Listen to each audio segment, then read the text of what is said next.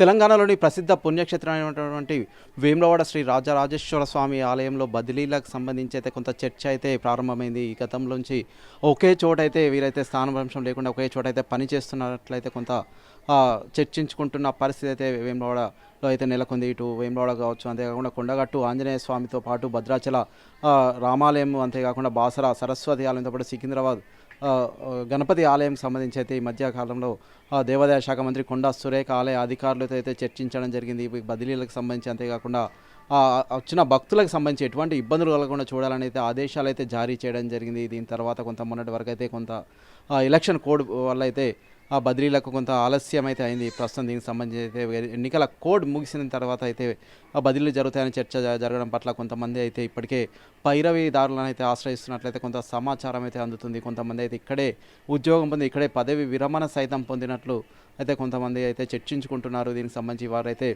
కొంత అవినీతి అక్రమాలకైతే మరక అంటించుకున్న పరిస్థితి సైతం నెలకొంది. ఎందుకంటే వీరైతే గతం నుంచి అయితే ఇక్కడే పనిచేస్తున్నారు. దీనికి సంబంధించి కొంత అక్రమాలకు అయితే తెరలేపుతున్నారు. ఎందుకంటే ఇతర స్థానభ్రంశం లేకుండా, స్థానచలనం లేకుండా ఒకే చోట అయితే గత కొద్ది సంవత్సరాలుగా పనిచేస్తున్నారు. దీనివల్ల చేతి వాటం ప్రదర్శిస్తున్నారు. అంతేకాకుండా లడ్డూల తయారీ కావచ్చు, అంతేకాకుండా కళ్యాణ కట్టకు సంబంధించి ఈ వచ్చిన భక్తులకు సంబంధించి కావచ్చు, అంతేకాకుండా ఇతరత్ర అయితే కొంత ఇబ్బందులకు గురవుతున్నారు భక్తులని అయితే కొంత చర్చ అయితే మొదలైంది. ఎందుకంటే స్థానభ్రంశం వల్ల కొత్త ఉద్యోగులు అయితే రావడం జరుగుతుంది. దీని పట్ల వారైతే కొంత భయంతో అయితే పని చేయడం జరుగుతుందని అయితే కొంత చర్చ మొదలైంది.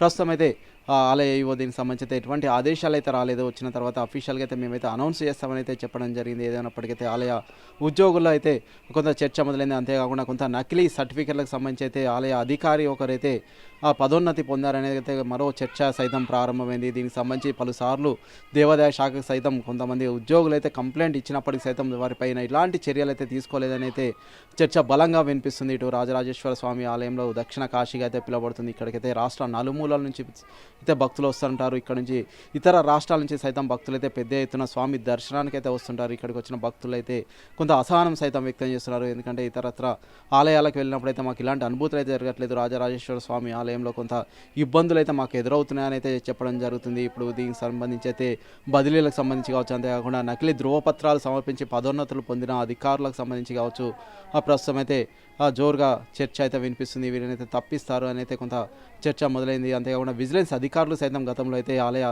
అధికారులతో అయితే కొంత దాడులు అయితే జరపడం జరిగింది. విజిలెన్స్ అధికారుల దాడుల్లో సైతం 14 మంది ఆలయ అధికారులకు సైతం నోటీసులు అయితే ఇచ్చినట్లయితే కొంత సమాచారం అయితే అందింది. ప్రస్తుతం దీనికి సంబంధించి మరి ఏం జరుగుతుంది ఏంటి అనేది అయితే అందరిలో ఒక రకమైన చర్చ కావచ్చు, అంతేకాకుండా టెన్షన్ అయితే మొదలైందని చెప్పొచ్చు. Over to studio.